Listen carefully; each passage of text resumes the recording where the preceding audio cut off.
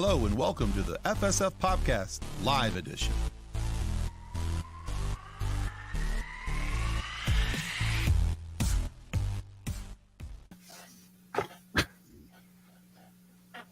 You're welcome. The thing, chair too. Squeaking. The thing is, I knew you had that on in the back room. Before we went live, I saw it on your head, and I should have known that when we came out onto the camera, you were going to have that on your head for everyone to see. I should have, and yet for whatever reason, I did not. You want to know what makes it better? It's a whole ensemble, Tim. It is a onesie, but then I also have Grogu slippers. Of course you do. I mean, because you're Kathleen, why wouldn't you? Also because it's super snuggly soft. Well, there's also that. However, I think my ears need some medication. What's the stuff that you put medication. That was not where I was going with that. I mean, I guess wire would probably work, but I was thinking like starch from like when you do your laundry, but sure, you could take medication. Grogu's got a blood flow issue. Here, there's a pill for that. Ben says, no Kathleen this week. Happy Grogu could fill in. We miss you already, Ben, because there's silliness here. Why? Silliness? There's no silliness. There's always silliness. This is completely serious. Well, anyways, welcome to the podcast that tried to take itself serious and ended up on YouTube. Why would I try to take myself seriously? Like, I don't know. I've met me. I've met you too, and I know. I should know better. Oh goodness! Well, before we actually get into tonight's show, and Kathleen doesn't have horrible amounts of acid reflux, this is awful. Thank you very much. Being in my 30s, that sucks. Anyway. We need to say thank you to our show partners, Level Up Sabers and Monkey Cult Coffee. Gold.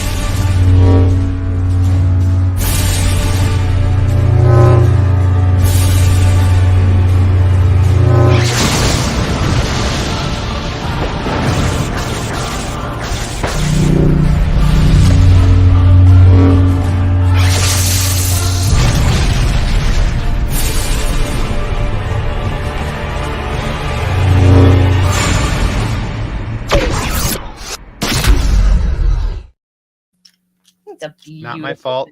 You said roll, and then you paused, so I hit a button. I was breathing. Oh, goodness. Anyway, that is Level Up Sabers. The link is in the show notes, comment section. Buy a lightsaber. Fulfill your dreams of being a Jedi or a Sith. Just please stay away from children's hospitals, elementary schools, and, playgrounds. The typical. Anyway, there's kids. That is one of our show sponsors. Our other one, the one that keeps us going, literally. Caffeinated well into the wee hours of the morning.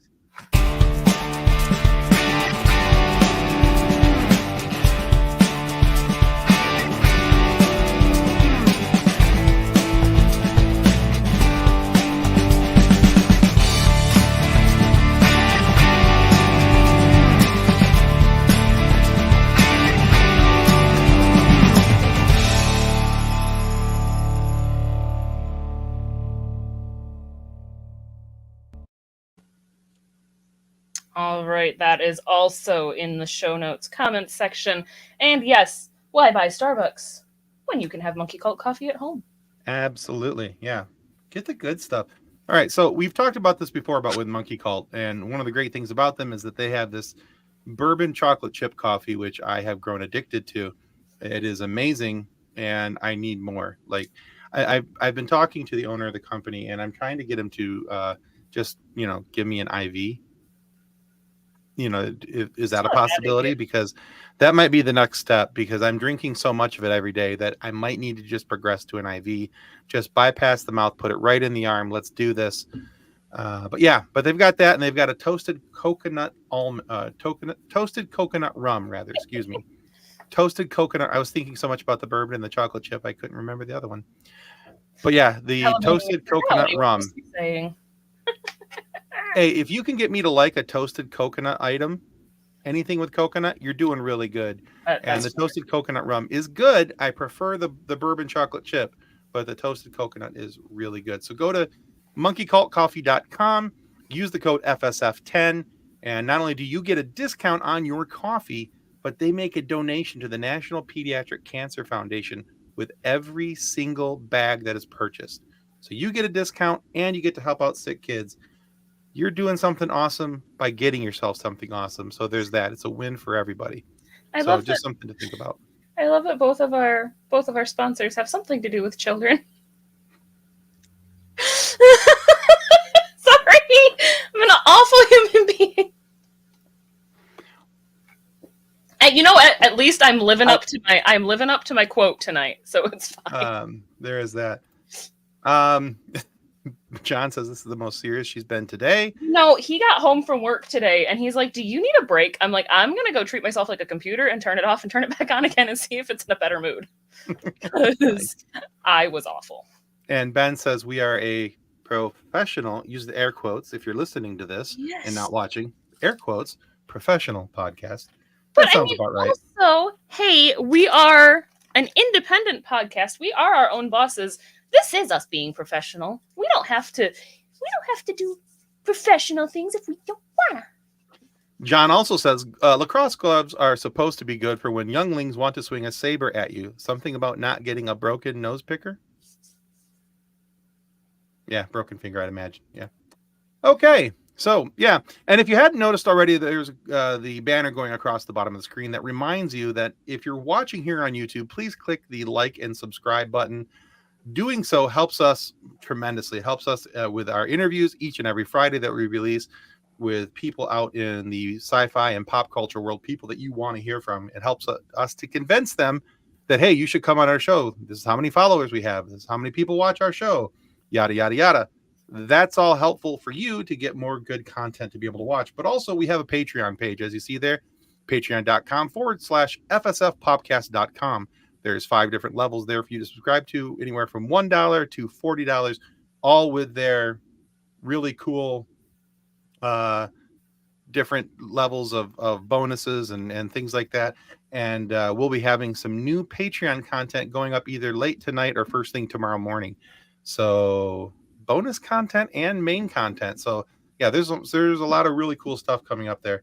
So you guys are going to want to be sure to check that out. And we'll have some another Stargate review episode coming up this week as well. So, because one of us had to sit down and learn how to do video editing. So there's that.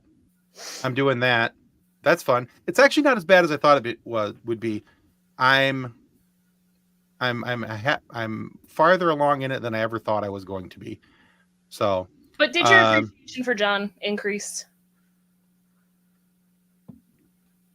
Okay, so you're commenting on our own show. This is fantastic. So Kathleen, who has a microphone and could have said, but she put this in the comments instead. She said, this was almost the end of Grogu. Slippery optioned hands and heavy mug of tea.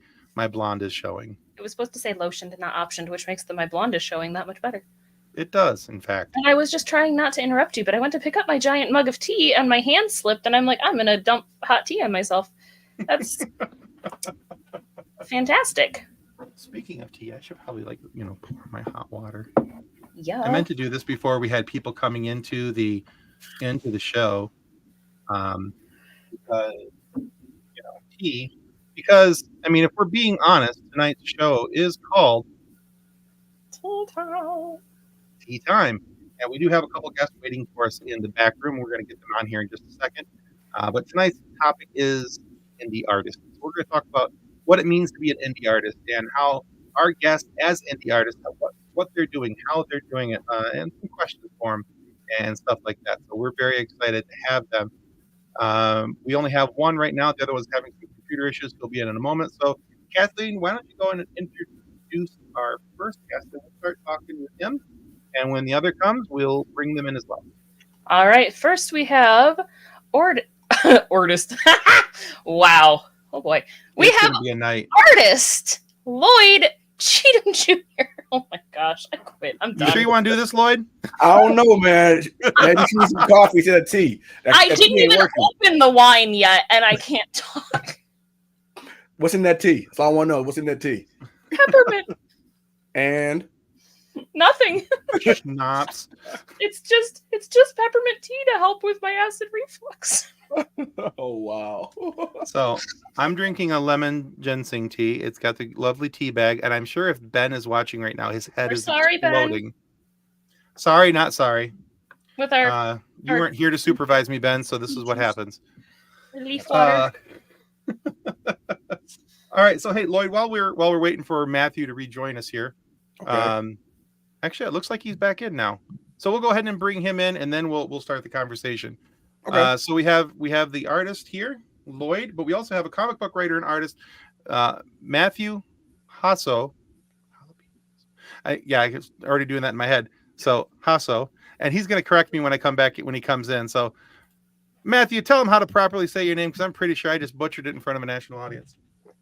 You had it perfect. It was Matthew Jasso. That's perfect. Woohoo! All right. Oh man, it's gonna go to his head. He got it right. On the first try. Well, not even the first try, but Ben No. is watching. And Ben There's is no not happy tea about it. bag in mine, Ben. Well, because Oh, you took it wow. out already. Shh, he didn't need to know that. Yes, up. All right. All right. So take a minute, Lloyd, and tell everybody about who you are, what you do, and kind of go from there, and then we'll do the same with Matthew. Well, as you said, I'm Lloyd Cheatham. I'm a freelance artist. I have my own company, Cheat Designs. I do clothing, also custom clothing. But my biggest thing is my art. I do a lot of pinup art and paintings, and I'm delving now into comic books. I'm working on my second book with Universe Comics, Enigma. I'm the colorist on the book. I'm just now we're working on issue number 2. I've got 2 of my own coming out right now. I've got one that doesn't have a name yet, tentatively. And I got one that's called the Hip Hop Outlaw, kind of like a play off of like Afro Samurai, but Okay. Outlaw. All right. Very cool. Now, I met Lloyd at the Monroe Pop Fest, which is now called the Monroe Comic Con. We met this past September, and his booth was right next to our booth, and we just kind of hit it off, started talking. I was like, I got to figure out a way to get this dude on my show. And so I'm very glad that we had this opportunity, and I'm even happier that he said yes. So very glad that you're here tonight, Lloyd. Thank you. No problem. Hey, tell me a fun fact. I was one of the originators of the Monroe Pop Fest, right? I helped start it. I did not know that. Hold on a second. Let me tell you something. Way to do your research, Tim. Hey, you know what? I wasn't even there, so it's okay. This is the first shirt we had. Yeah, I've seen that Artists before. find it. That is very cool. Yeah. So yeah, Awesome. it felt good coming back home. That's awesome, man. And Yes. now I feel dumb for not having done better research, but that is really Okay. cool. It's It's fun okay. when your co-host makes you feel dumb, isn't it? Oh, wow. Well, it was nice having Kathleen tonight. Hey, if I don't get kicked off at least once, I'm not doing my job right. That's great. All right, Matthew, tell everybody about yourself, your Kickstarter that you got going, and everything else. And I think he may have froze up again, but he is very happy about being frozen. So that Yes, he is again. Like when They he could could smiles, not be like, happier. Solo with that face, but like he's smiling because he has to, and it hurts. oh goodness. Oh, I'm on a podcast again. Yeah, I gotta I talk don't about like it. these people much. I'm gonna pretend my computer keeps shutting itself off. Wow. That's what I tell him anyway. Right. Hey. All right. Well, it is what it is. We'll get him back in here in a minute. And so one of the things that I appreciate about you, Lloyd, and what I noticed in your artwork is that now I watched you as you sat in your booth and you were drawing stuff out and everything. And so, I know that a lot of people, and you were doing it on an iPad, and there's nothing wrong with that. But you also do it with pastels and pencils and Correct. and all these other things too. So you go back to the basics as well. And you have done some really, really cool stuff. He had a John Wick picture with him when we were at Monroe. That was just chef's kiss. It was amazing. Well, And he drew a Deadpool one and a Darth Maul, and he was like hitting all my comic book sweet spots. And I'm just like, so let's see. Matthew is back as tech support or tech sucks. Been using the same laptop for the past year and a half to do my podcast on a weekly basis. Come to get on yours, it totally So unfortunately, I'm on my phone. How bad is the audio? It's not bad. You sound fantastic. Okay, I think the laptop I'll is just talk really close so the audio is a little more clear. Actually, it was doing pretty good at picking you Oh, up, great. so nice and clear. Your I laptop apologize. reality was trying to do you a favor. That's okay. You left with a smile on your face though, so that was the good thing. Yes. You were frozen with just like a happy about it. here. Uh, So It hurts. It hurts. it hurts to smile this long. All right, so Matthew, take a moment and tell everybody about yourself and your Kickstarter that you've got going, and we do have that linked down below in the show notes as well. Perfect. Yeah, my name is Matthew Jasso. I'm a freelance writer. Been freelance writing for Grok Comics for just over a year now. It's kind of funny. This is like the 5th or 6th script I think I wrote for them is the main part of this comic, Black Cobra #1. And then over the last year, there's been other little things and we kind of put it together as its own comic. The Kickstarter's been doing very well. We've been very, very fortunate. But ultimately, as much as it may have paid for itself, we also have other stories and other books we're trying to get done. So we're just keep chugging along, trying to raise as much funds as possible in order to keep producing the kind of books that we're doing. Cool. Okay. Tell us, what was the name of the story again that you have up on Kickstarter right now? It's Black Cobra. Okay. And can you tell people a little synopsis of the story, what it's about, so they know what they should be looking forward to? No, Okay, sounds good. All right. Well, this was a fun conversation. We'll see you guys next week. So Black Cobra #1 is it's got 3 different stories inside of it if you get the standard issue. And then there's an extended version that has 4 stories. The first 3 stories were written by me. The last one was written by a writer called Patrick Daniels. And ultimately, Black Cobra is a superhero.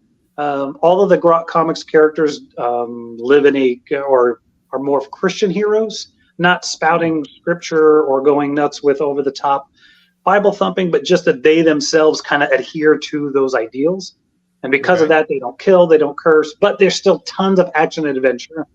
Part of the issue is that in their world, they're considered the terrorists. So the Watchers, who are actually the bad guys, work for the UN. They publicly look like heroes. And Black Cobra was captured by the Watchers months before the story takes place and was tortured and kind of beaten down and now is dealing with PTSD. So Black Cobra #1, the first storyline, deals with like the first time he's actually gone back into the field on a mission and how kind of horribly wrong it goes. Not because of his PTSD, but he just gets he's trying to really prove himself that in the battle, him and his rival essentially collapse the building they're in and get trapped underneath all the rubble. And it's about now, what are they going to do? Looking at potentially like dying within this situation that they've created for themselves. Okay. I am And the other 2 are, spoiler alert, since there's more than that story, they survive. But a lot of the story is in this first issue kind of dealing with him helping other people that are on the team that are dealing with PTSD in their own manner, and then following the guy he was fighting and his story kind of taking him back where he needs to go. Cool. Okay. I am intrigued by that concept. I like the idea of superheroes without necessarily all of the in-your-face violence and gore and language. And It's been a challenge, to say the least, because you have this guy who is some of the other characters I've dealt with where you have like these 2 guys who are like strike team commando kind, and you're like, Okay. all right, how are you going to have these guys assault a building and not kill anybody? Right. Or hey, the mission is you're in a speed racer Mach 5 kind of car with guns, and you're battling other guys on Jeeps and trucks on a highway. How do you get through that situation and not kill everybody? And it's been challenging at times, but it's also been cool because I always forget the saying: necessity breeds creativity. Is that what it is? I don't know. Innovation. There you go. So you having to go like, okay, how do I make this interesting?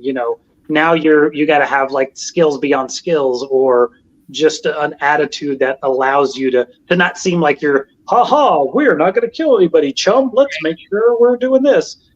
to create interesting characters in that realm has been, you don't want to do the like, well, chum, if you looked in the tree and realized that a chimpanzee with a machine gun is the most dangerous thing, right, Rob? Like we're not going to do that. But it's been fun at the same time. Yeah, I can see where that would be interesting, and yeah. All right, well, like I said, our topic for tonight is called the indie artist, and you guys are both indie artists. And hey, there we go. Say hi to Crusher Convo. Hi, Crusher Convo. Hey, what's up, Crusher Combo? I'm sorry, I'm just a writer. I don't draw. At least nothing I would show people. I'm considering indie artists from the standpoint of I consider writers to be artists. I consider podcasters to be artists. Yes. Whenever you're creating something and putting it out into a digital or physical space, I consider you to be an artist because of what you're doing. So in your case, even though you're the writer, I consider you an artist. Right, I just want to make sure no one thinks that I did all that art, that awesome art, because no. If you think about it, anybody who has read a book or read a story sees those things in their head as well. So you are an artist. You're just a mental artist. Yeah, exactly. Absolutely. We'll go with that. Yeah, when I read something, I am envisioning what it looks like, and especially if the writer is good at their job and they're putting in the details and explaining things, that they don't need a picture for. So yeah, no, you're still an artist, bud. I'll take it. All right. When your books are this thick and there's no pictures, you're an artist. Yes, Jesse, you are absolutely an artist. She writes, she video edits, she does graphic design, she edits a podcast, she does the podcast. Plus, she's awesome, so we'll give her and Michelle. I'm an artist, but my art is just getting on people's nerves. And you are aces at it. If you edit, then the artistry we'll fix it in post, and you're accomplishing that. Good on you. So you've heard our podcast motto. We'll fix it in post. I fortunately or unfortunately for several years there did film stuff. So definitely those moments of like, no, we'll fix it later. Aww.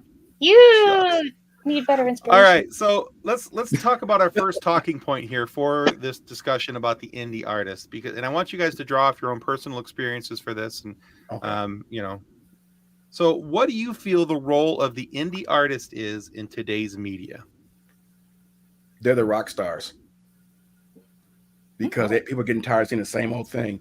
And indie artists are bringing a whole new view of the same old stories, but a different view of them. So I've watched a lot of Todd McFarlane's lately. And he's saying, look out, Big Two. They're coming. And they're coming for this spot. Okay. Yeah. I think it kind of coming off of that is, look, Marvel and DC and even Image, if you kind of look at it, they all have their brand that they have to push because they are Marvel, DC, and Image. And even though Image isn't quite in the superhero business, they do have this kind of thing they do. And I think at this indie level, because take it or leave it, we don't have big wigs telling us what to do with their money, we're able to tell the story we want to tell. And hopefully that kind of story, like, look, let's be honest, Apple's not going to suddenly back a Christian comic book company and try to make them do Christian comic books. It's just not going to happen. And not knocking Apple, no company's going to do that. Nowadays, all companies want to do is like, okay, let's push whatever random agenda we need in order to sell more things. So I think as indie creatives, artists, writers, people doing this, we get to explore those things that those big companies won't, and beyond genres, but beyond, bring in more personal takes, viewpoints, things of that nature. I think is something that we're kind of allowed to do, and sometimes challenged to do. Is really kind of push that, like, okay, Black Cobra is a public domain character, but traditionally he's white. So if Bill, the guy who owns Grok, says, well, let's change his ethnicity and let's put some PTSD, let's make this character completely different, Marvel or DC aren't going to do that. So we get that opportunity to do that ourselves. And I think that's where being at this level is good and bad.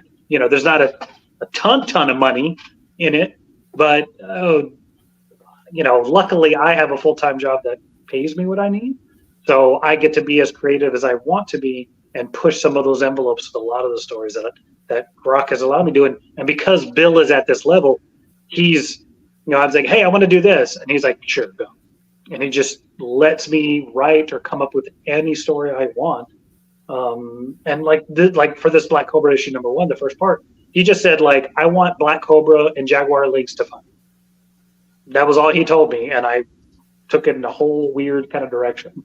And you're just not going to get that out of the bigger companies. They're going to say, here's your outline, make these things happen. Right. And don't forget, don't forget to push our agenda. Hit our agenda is what we want you to push. Right. Those agendas. Make sure you get that or you're fired.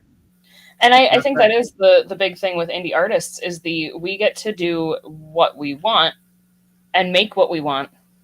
And then people realize, hey, wait, we actually like that. We like that more. These people are following their hearts. They're not following the agenda. They're not selling the same story again and redoing a movie because, oh no, our copyright came up. Right. We get to do fun stuff. I see you pointing at Disney there with Pinocchio. I would never turn my back on my Mickey Master. Never. As I'm sitting here in my head to toe Disney merch. Right. Like that. Okay. So what are some other areas that you feel that the indie artist is allowed to express themselves in ways that others could not? I know you talked about having the freedom to go and write your own story or to draw things the way that you want to draw them. But what are some other ways that you feel that you're allowed to express your own creativity because of being an indie artist? I think we can hit any genre, any character type, any personal story. Look, no one's going to do I'm not saying we're doing it, but if we decided to do a character and their story's taking place in Gaza or Israel or whatever thing's going on in the Middle East, no big company is going to touch that with a 10-foot pole. Nope. Because no matter what side you land on, the other side's going to come at you hard. And when you got big money behind you, nobody wants to take that risk, And I think we could do that. I mean, look, you don't get Mouse about the Jewish internment camps with Nazis from Marvel or DC. You don't get that comic. Having an independent guy decide he wants to tell the story of his father and his journey through that situation as a Jewish man, you only get that from an indie. You don't get that from anybody who's trying to tell you what to do. Right. Okay. I was thinking even personally about like the conversations we've had with our guests. They're typically on press tours, and it's here are the same basic questions about the same basic projects. Tell us about your latest movie, tell us about your latest show, tell us about your latest book. Whereas we get to do hey, so I noticed on your Instagram you have dogs that you've rescued. Tell us about your rescue dogs. Tell us about where you got them from, how people can get involved in that rescue organization. We get to actually touch the hearts of the people that we're talking to, not just here is the checklist of things we have to ask about so that we're fitting into the mold. Right. We are our own mold. We don't have to follow the other one, which actually makes me really happy. It's janky and oblong, but yeah, we're our own mold. Yeah. It's a little dented. I was going to say, we don't have to follow the rules of creation either. They say you got to put everything into a box. Your character must have a wound. You must go this way. No, you don't. All that can come out in the story. But that was funny. It's one of those things. Yeah, because my writer on my book I have now, him and I are debating really, really hard about doing the character wound, air quotes. That they have to have that to be the character. I said, why? And this is where my Todd McFarlane been coming in. Everything he said was, why I gotta do that? Why I gotta do that? He couldn't give me a hard reason besides that's the status quo. Yeah. Why follow status quo? We're in this. We ain't gotta do what they do. No, and one of the things I've liked about watching your art online, because Lloyd and I follow each other on Facebook, and we've talked a bit. outside of this scenario, inviting him to the show. He and I have had some conversations.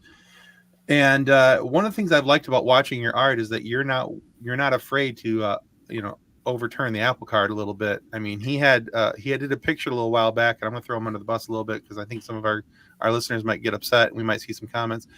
He did a really cool picture of Batman beating Wolverine. Like dragging Wolverine's limp, lifeless body behind him. And yeah. Now the thing is, it was a phenomenal drawing. Lloyd is a very, very talented artist. Also talented in the ways of pissing people off when it comes to Those are my two favorites. And like, oh man. Yeah, it was interesting. As I'm over here with my Harley Quinn mug. But also Wolverine. Well, perspective-wise, they've always said metal poisoning can kill Wolverine. Why wouldn't Batman exploit that? That's true. That's true. Just saying. I'm just saying. I'm not saying. I'm just saying.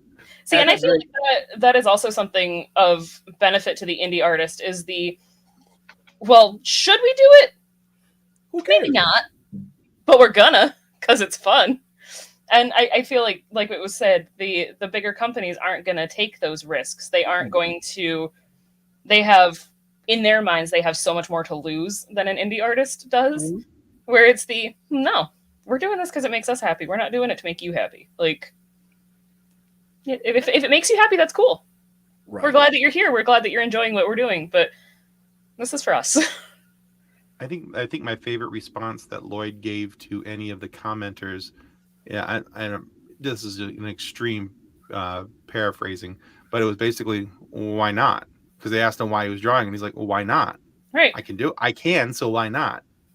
I mean, he's not beholden to, one set of agendas over the other. Exactly. The DC agenda or the Marvel agenda or whatever. He can go, he can do whatever he wants. He doesn't have to follow a script line that says this person has to win. Exactly. So I mean, he was wrong. I mean, there's no way Batman wins, but he could still draw it. But he could. That's the thing, is that I think he could. Look. I'm gonna say one thing. If Wolverine can beat Lobo, who stood toe-to-toe with Superman, Batman can beat Wolverine. I'm just saying, like, if we're going to play the who can beat who game, ultimately Batman always wins. I mean, that's always been my way of living. Because he's Batman. Well, because Batman's not afraid to play dirty, and that's exactly. the thing. The thing is that, he could beat Wolverine. It might be because he is in the shadows and Wolverine never sees him coming, but... Smell him. You can smell him, though. Or because Wolverine's lame, but, whatever. Come at me, folks. Wait, you said he would beat Lobo? No, he wouldn't. Not at all.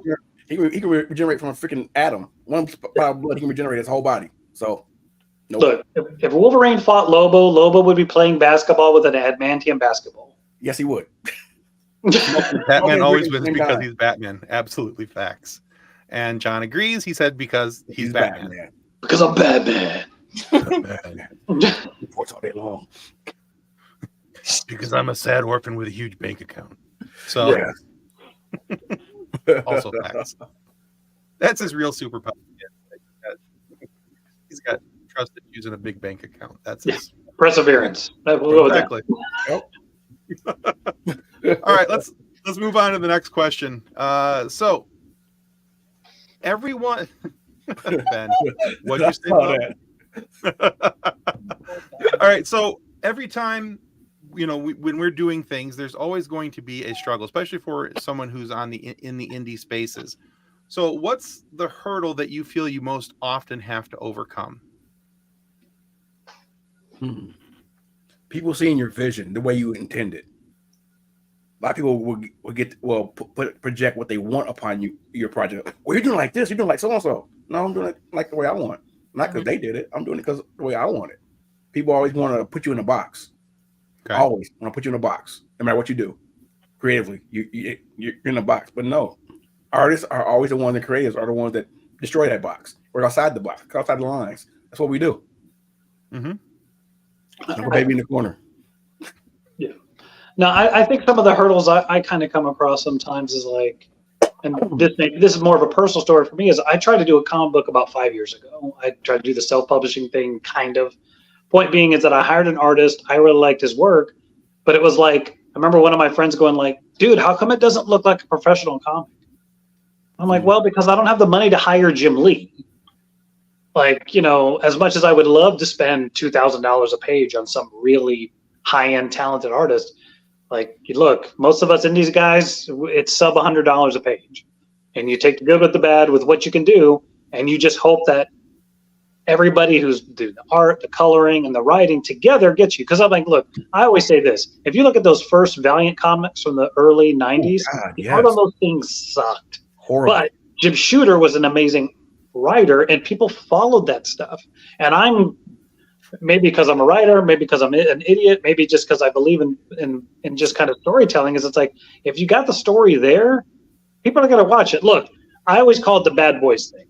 Like, the first Bad Boys movie makes no sense whatsoever. But because Will Smith and Martin Lawrence have such great chemistry and they're so amazing, you just want to watch whatever random thing they're doing. Doesn't matter to you that none of it makes sense of what's happening in the movie. You're just watching these guys do it. And if you can create characters that people just want to see what they're going to do next, it doesn't matter what is happening or the quality. I mean, the art can't be complete total trash, but you get people into that vein of like following your guys. They're going to be more forgiving, but they have to give it an opportunity. Mm-hmm. And I'm not saying buy 6 issues and then finally go like, oh, well, it's okay. But same thing as a writer, your job is to get everybody on the first issue. If after Black Cobra #1, you don't like Black Cobra, I got nothing for you. But if you like what's going on, come get the second one. And, you know, we're going to tell a great story in the second one, and the third one, the fourth, blah, blah, blah, blah, blah, all the way through. But I think that's been the biggest thing for me and I know comic books are a visual medium, but you know, let's not try and get a a Hollywood movie out of an indie filmmaker, you know? Sure. Right. And, okay. My first book was done, Tim. I kiboshed it. The art was amazing, but the story sucked. People come for the art; they stay for the story. Mm-hmm. Yep. Yeah. Look at the first 3 years of Image. But you have to have both. You have to have solid story. Both, yeah. Yes. Yeah. Absolutely. Well, I remember, you know, you mentioned Valiant because in the 90s is when I was growing up. My you know, I graduated high school in 95.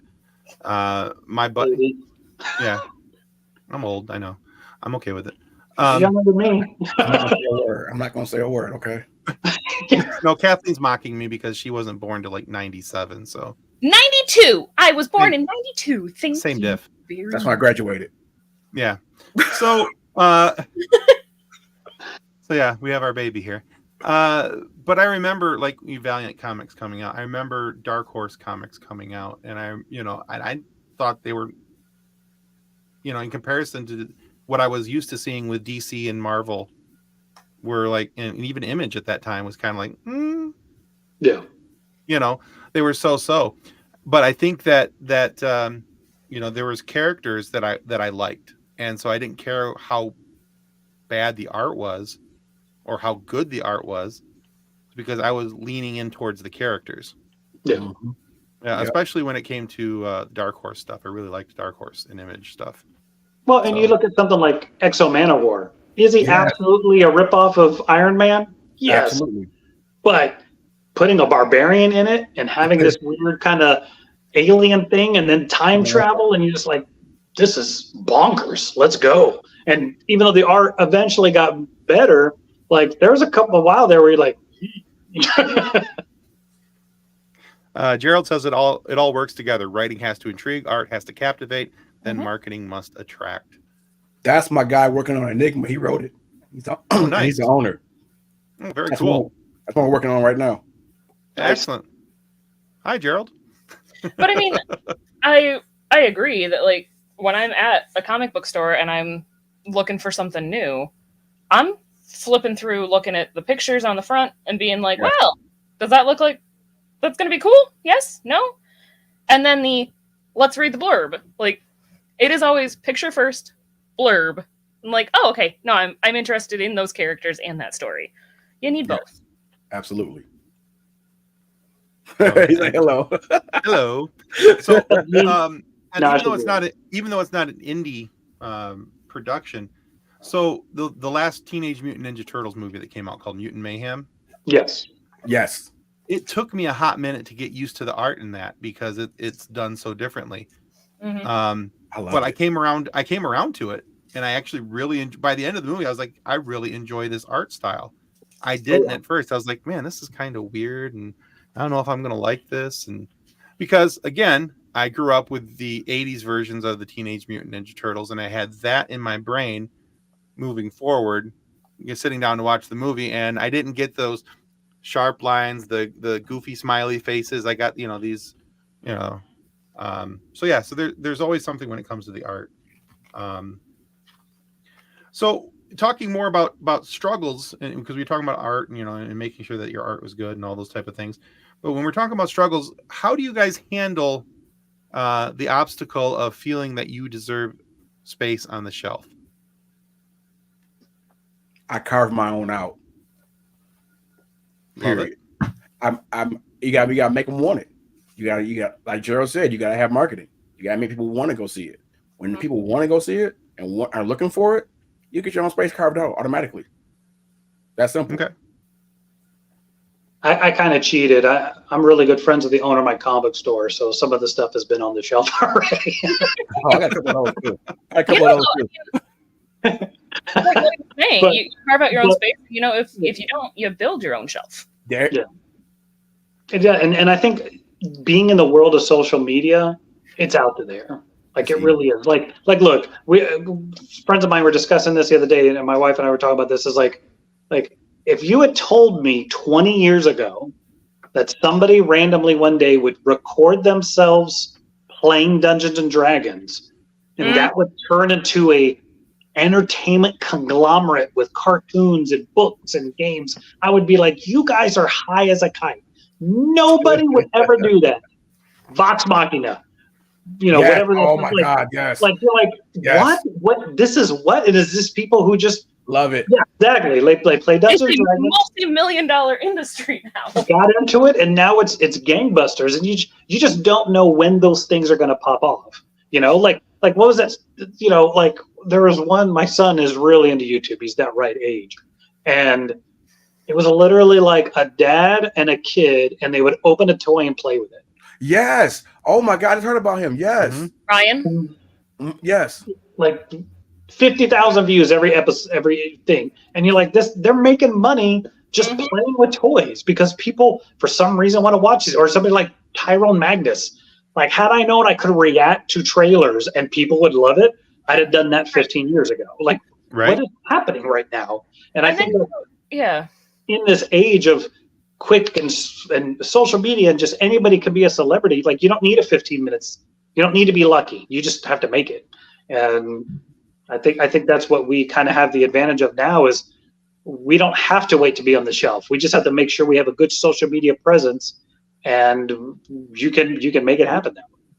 I mean, speaking of games that play dice and everything. So next week, Monday at 6:30, you can watch us play Star Wars RPGs. I totally didn't steal that idea from Critical Role with you. Hey, it worked for them. What if it works for us? Exactly. So yeah, you can join us next week. I may or may not be doing one of those here in the next couple months.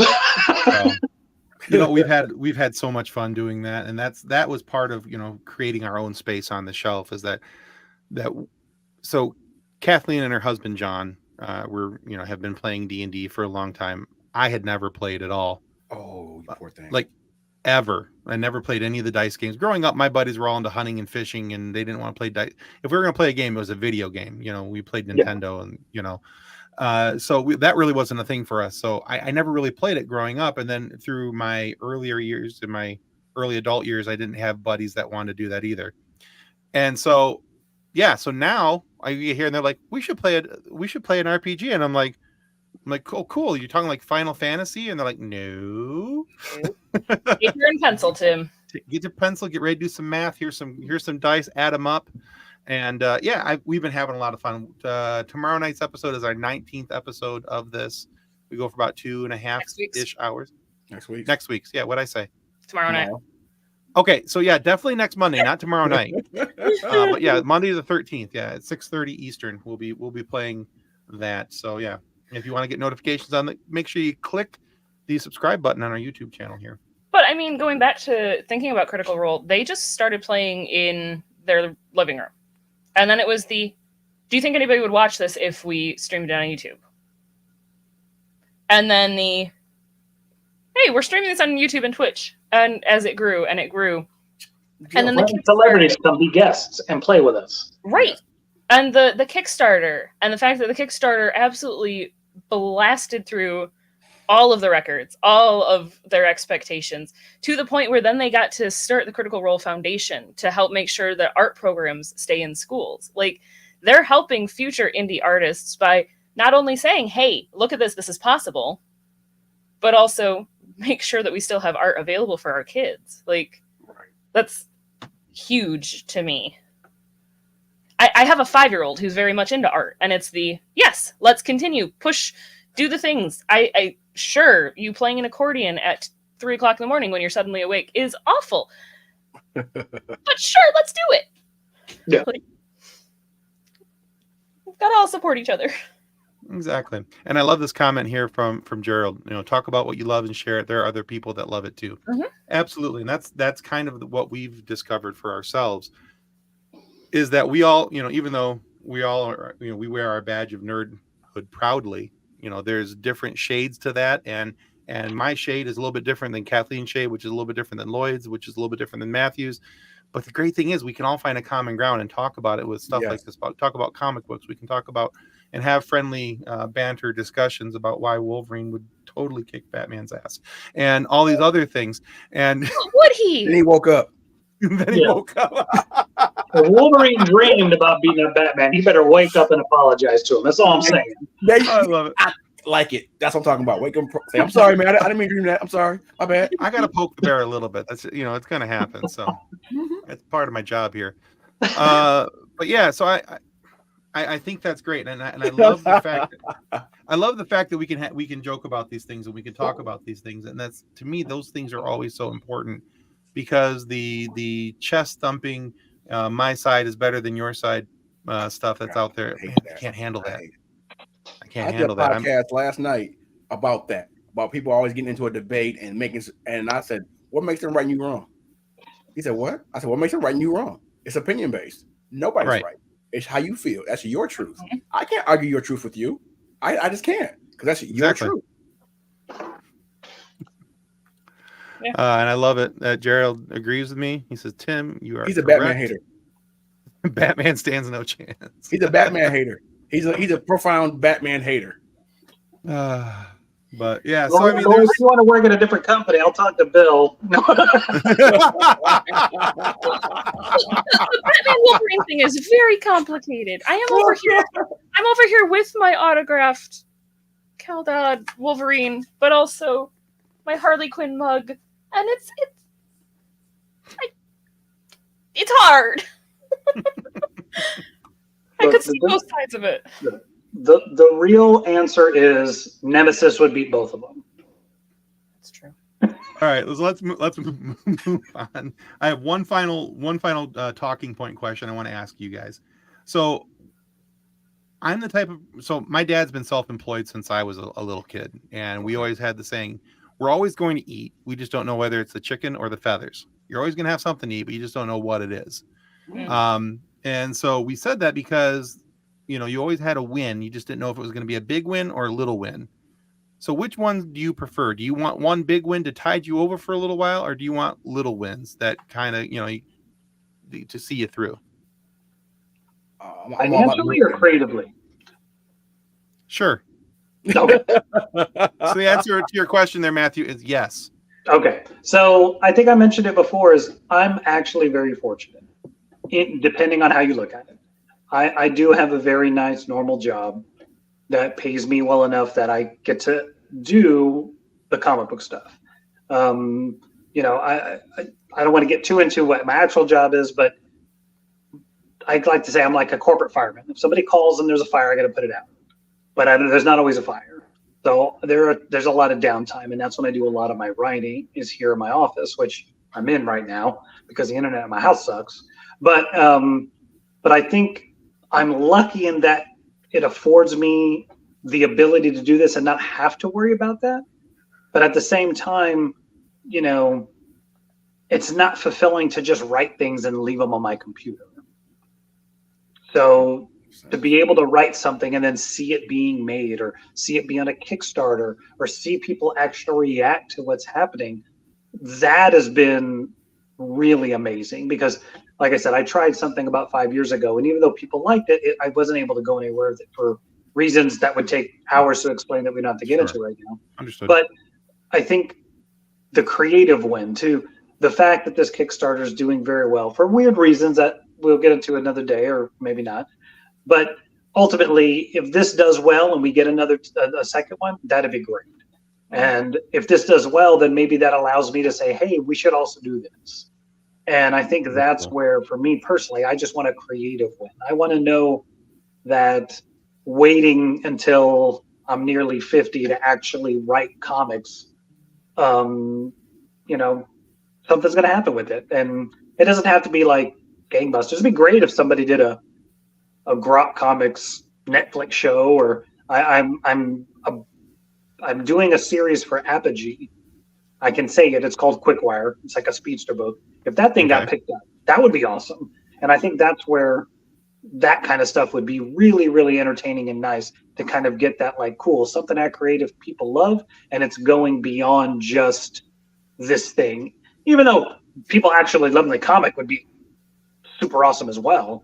You know, to be able to do a series, which I think a lot of indie comics don't get a chance to. They get to about issue 4 or 5, and most of them don't get to that point.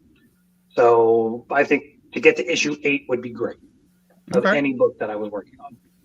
All right. Lloyd, what about you? Give me the little wins. The little wins add up. I'll work here. I work for this person. I work for that person. What I want out there actually is eyeballs.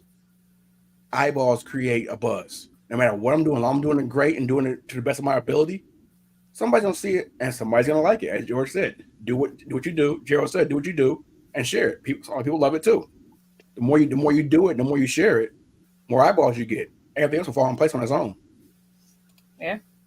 Okay. And let me add to this: if you see it and you like it, you share it. Right. Like it costs $0 for you to share Lloyd's post or my post. Yes. It costs you $0 to like it, to tell people about, hey, do you like comics? There's this guy I know who's doing a comic. Costs you nothing. If I say, here's my new Kickstarter, I'm not begging you to fund my comic. I'm asking you to tell people what's happening. Mm-hmm. Yes. And people take it as you're begging them for money instead of looking at it, instead of trying to help you for nothing. Right. And liking and sharing. All you gotta do, like and share. Somebody else will like it. Like, share, and comment is the best thing you can do to help an indie artist with anything that they're doing. People in are my willing to opinion. share big studios trailers. You can share our indie artists stuff too. It's not that hard. Yes. Absolutely. Absolutely. Yeah.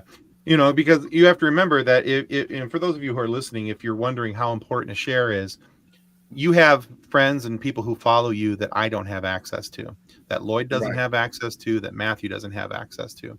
And so when you share something, you are taking our art, our creation, and putting it out in front of your friends and family, which is worth so much more than what we can even begin to tell you, because that gets us out and exposed to a whole new audience. And those whole new audience, if we get 1 or 2 people out of that audience who like what we're doing, that's a win. That's one of those little wins that Lloyd's talking about. Yeah. Those start adding up tremendously. And like with my shirts and everything else, I'm sharing them.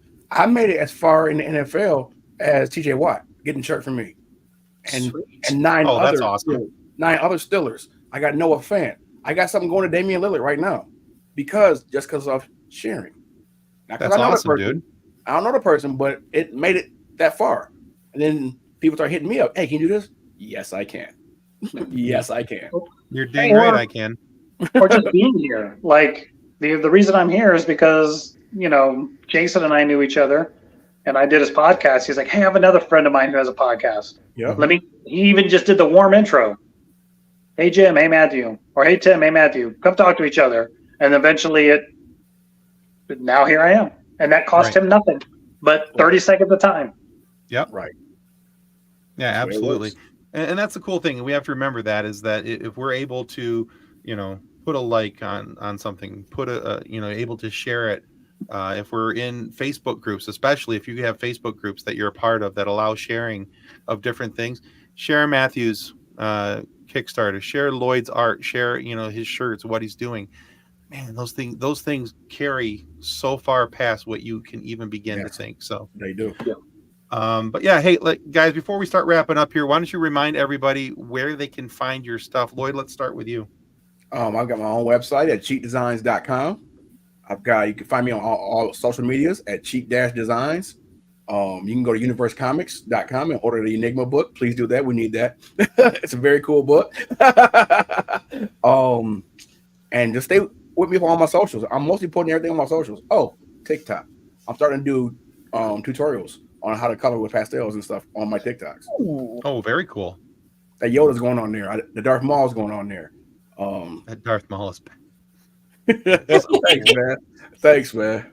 You share. So he shared that into my Facebook Instant Messenger. He and I were talking about something, and he's like, "Hey, what do you think about this?" And I was like, "Giggle."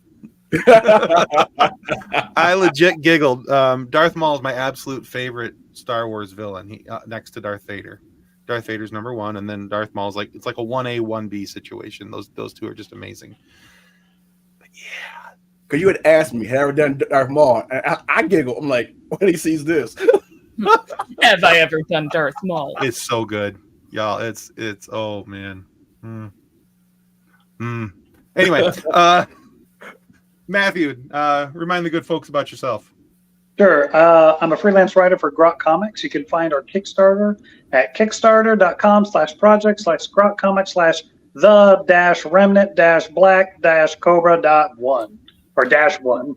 Or You just can click also the find link down below. It's a lot shorter and it's that right too. in there.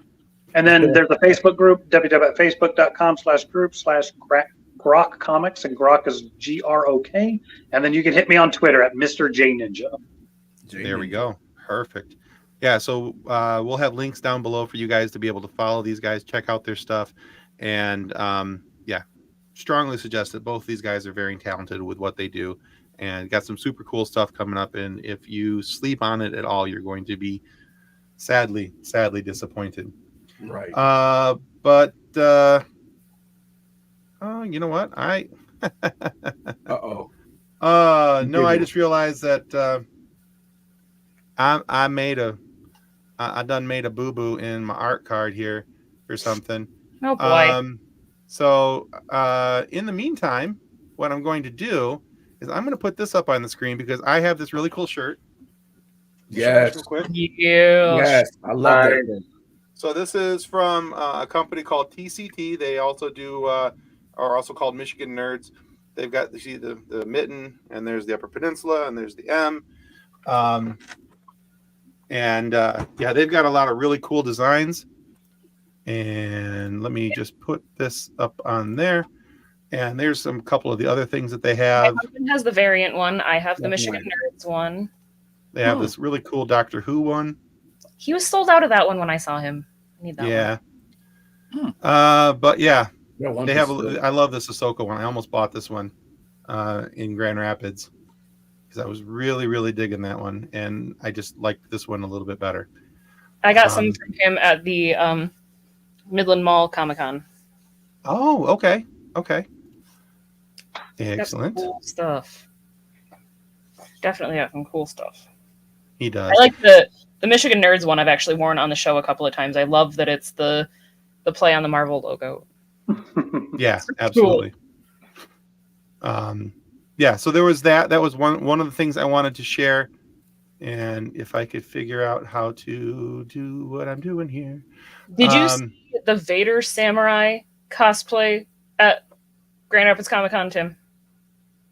I don't think I did. Oh my gosh. Okay. I am going to have to find it very quickly and send it to you because holy cow, it was amazing. Really?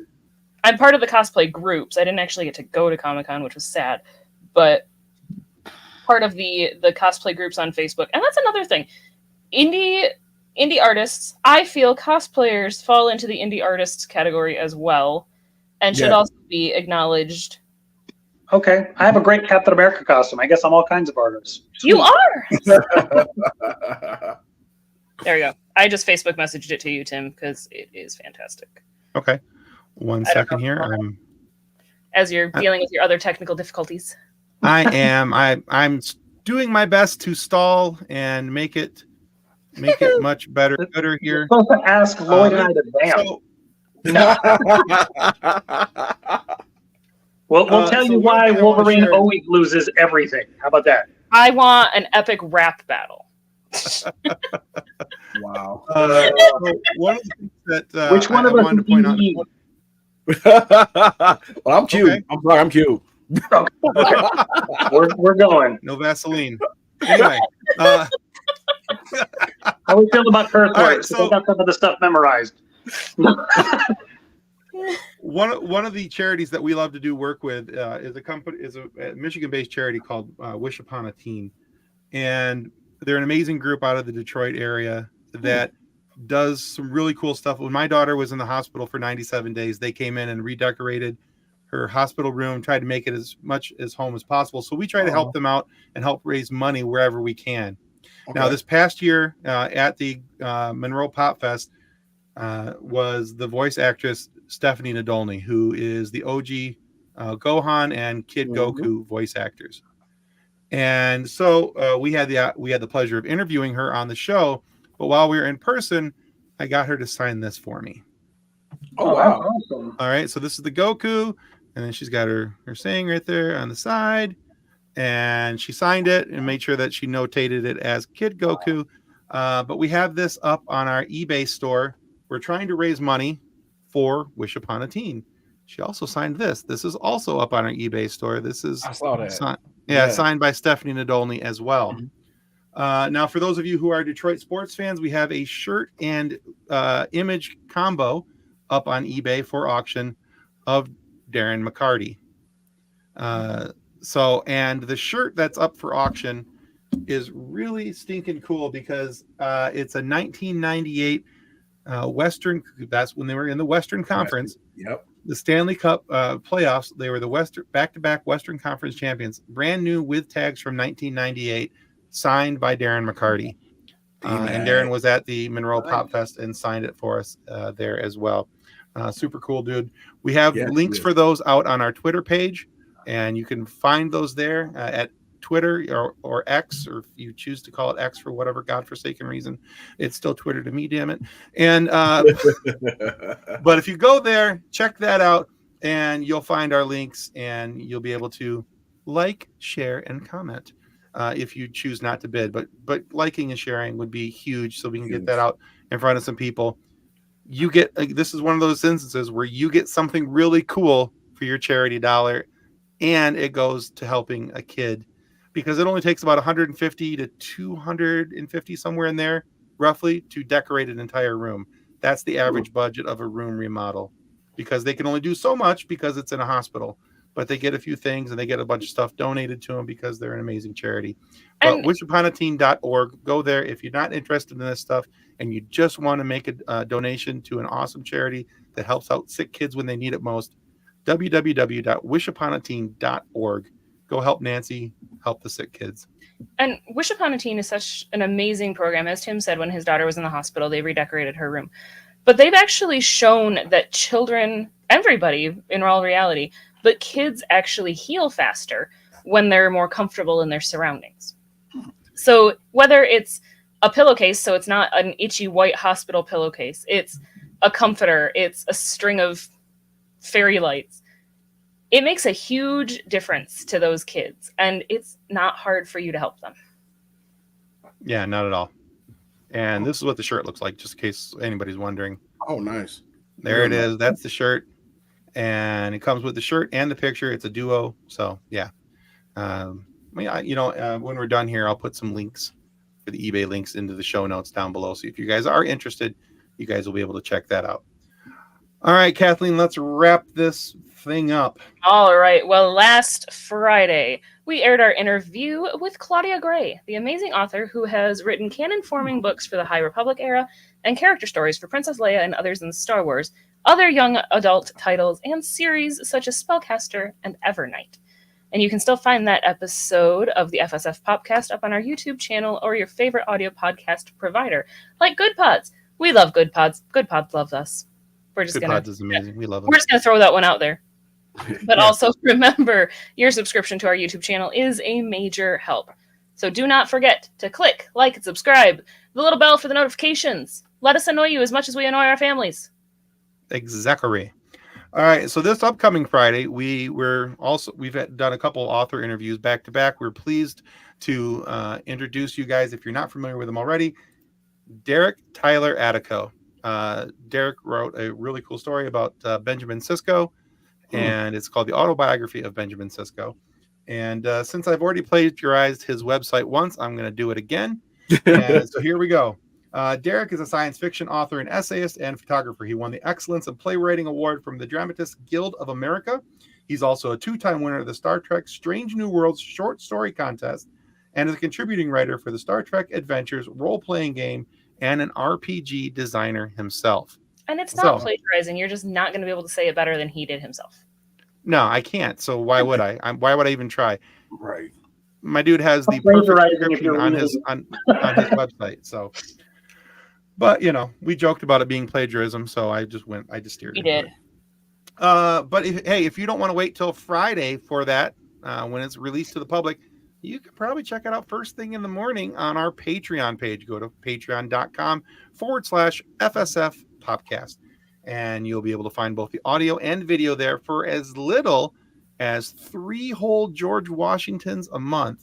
You can get access to our Patreon page. For $10 a month, you can see all the behind the scenes stuff that we talked about with him. And there are some really great stories that Derek shares in the pregame, basically. So you guys are going to check that out.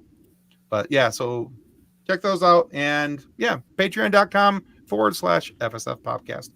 Again, Matthew, thank you so much. Sorry you had so many tech issues with us tonight, but glad you were able to stick it out and hang with us. Being patient with the nonsense over here. I apologize. It is what it is. It ain't worth that. If that's the worst thing I have today, my day was pretty good. Fair. So it is Monday. Exactly. So just roll with it. And Lloyd, thank you so much, man. We really appreciate you being on the show as well. Appreciate you, man. Thanks for the invite, man. For real.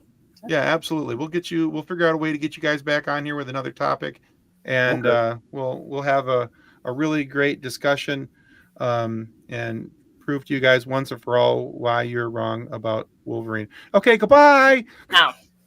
No. I was just going to hang up and just go right to the outro video, but I thought, no, I'll be nice. Okay, an authentic goodbye. All right, guys, that's it for the FSF PopCast. Goodbye. See ya. Bye-bye. On behalf of the rest of the hosts of the FSF PopCast, we want to thank you for listening to this episode. If you'd like to be a guest on a future episode, please contact us by means of Twitter or Instagram using the handle @FSF PopCast. Or go to www.fsfpopcast.com and click on the contact link. Thanks again, and hope you enjoyed the episode.